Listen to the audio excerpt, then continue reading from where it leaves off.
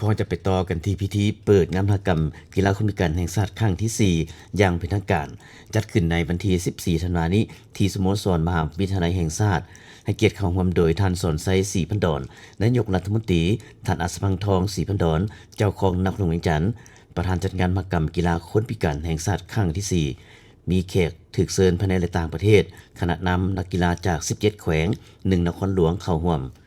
ในพิธีท่านอัศพังทองศรีพันดอนกล่าวว่า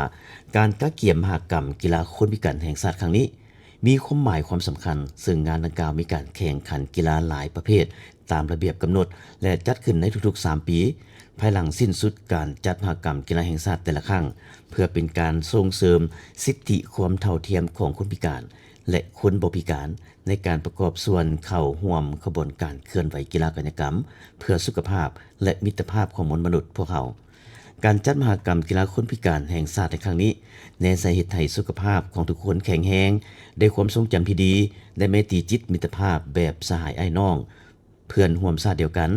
สำคัญแม่นเฮ็ดให้คนอยู่ในสังคมนี่รับรู้บทบาทความสามารถของคนพิการอยู่ในวิธีสากลก็คืออยู่ในกระบวนการกีฬากายกรรมทั้งภายในและต่างประเทศเป็นผลงานการประกอบส่วนที่สำคัญเข้าในการสร้างสาพัฒนาประเทศชาติและกีฬา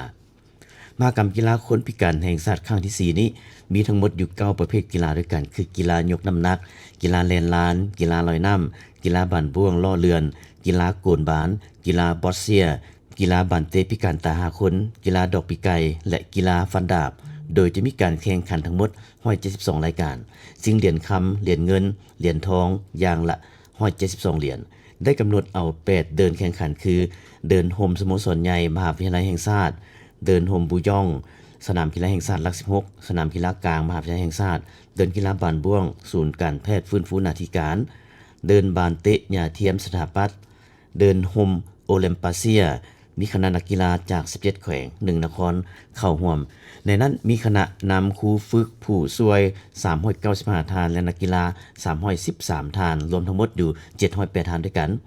งานดังกล่าวจัดขึ้นครั้งที่1ในปี 2012 ที่แขวงหลวงพระบางครั้งที่ 2 ปี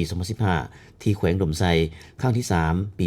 2023 จัดขึ้นที่แขวงเสียงขวางและครั้งที่ 4 จัดขึ้นที่นครหลวงเวียงจันทน์ซึ่งจะดำเนินไปจนถึงวันที่ 19 ธันวาคมนี้จึงจะสำเร็จลง